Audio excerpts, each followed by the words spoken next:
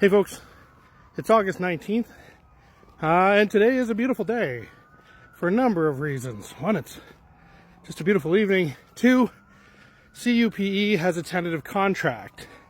This is, of course, after they defied the CIRB, and then Patty AEIOU started backing up her statements and changing them, and then the mediator was provided, and they stayed late into the morning, like 4 o'clock in the morning, and they got themselves a tentative contract, and that's fantastic.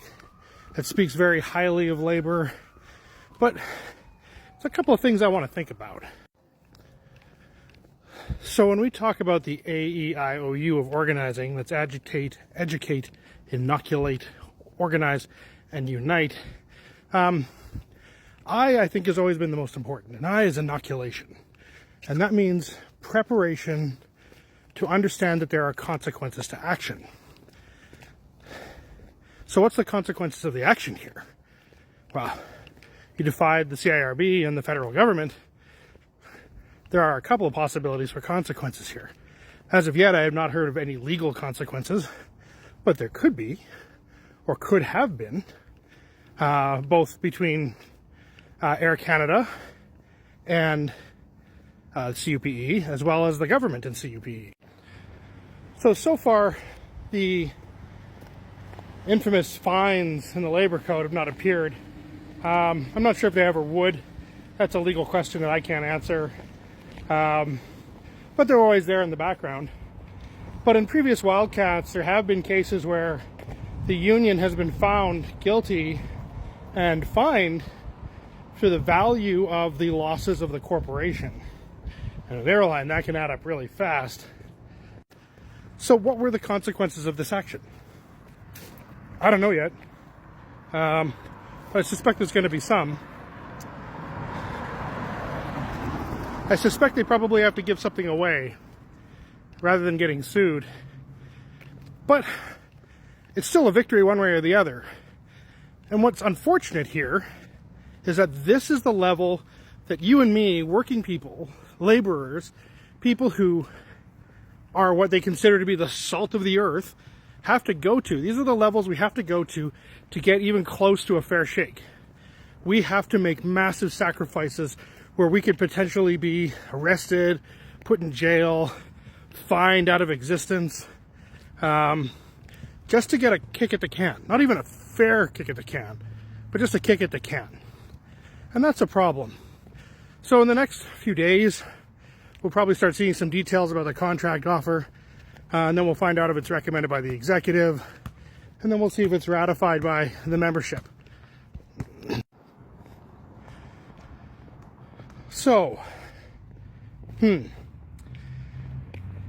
I think that if the contract is mediocre at best, what it's setting the union up for is legal action, or pushing law changes to the way that airline stewards, flight attendants are paid going forward. I think we can see some changes in the labor code.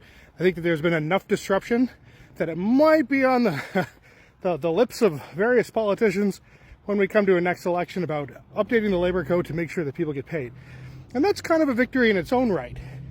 Like, people don't think about the fact that in 2012, we were ordered back to work by the Harper government. CUPW was, and then we were forced into arbitration. What a lot of people seem to forget is we actually beat them in court, and that was overturned. And we ended up with a negotiated agreement. Not necessarily the best agreement. I'm not sure I'm necessarily going to charge them as I think about it. I don't know what they gave up to get that done. But what that did was the Supreme Court decision was that you cannot be legislated back to work with arbitration unless that arbitration is fair. And that means that the arbiter cannot be unduly constrained. The Harper government had put all sorts of conditions on the arbitration that he presented. And that's what made the back to work legislation illegal, was that the arbiter was not allowed to make his own decisions based on the information provided. So it was guaranteeing that the corporation was going to have a leg up. And that presented a position where It's no longer in the government's interest to use binding arbitration after legislating people back to work.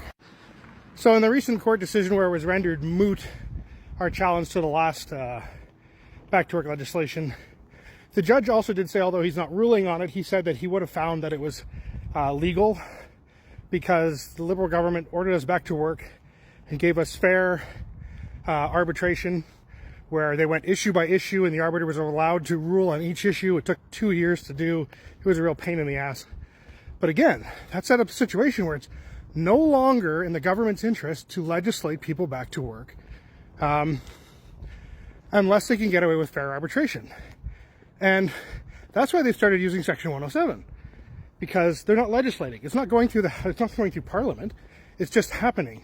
Now, I think that Section 107, if when challenged, which it is being challenged, will at the very least have this condition as well, is that if they use arbitration, it's going to have to be fair and equal. So the government's really on borrowed time here.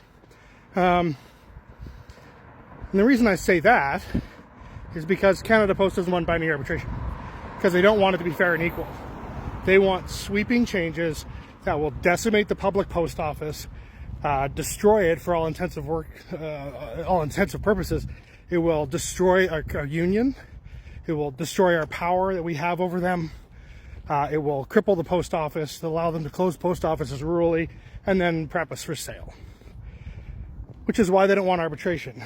And again, 107, the CEO of Air Canada put those words out.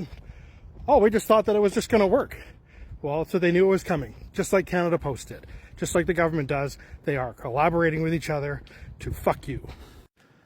So it'll all come out in the wash. If the sacrifice is worth it. I think it is, but I think it's forced them to play the long game. We'll get to see this all play out in front of us. But for us, for CUPW members, I am disappointed that we did not hop in and potentially kick off a general strike. I don't know if it would have worked or not. I'm just generally disappointed with the lack of action of our national body. But here we are. We cannot change the past. We have to move forward. So the question is we're going to get a contract before the postal mandate review, which ends in March of next year. Or are we just going to drag this out? I hope we get a contract soon. I think it's important. I hope that this shook things up a little bit and they'll be a little bit more interested in negotiating, because negotiation is the only path where Canada Post wins at this time. So keep your chin up. Celebrate the victory while we have it. Okay? We don't do that enough in CUPW. We don't celebrate our victories. Like, we defeated the government.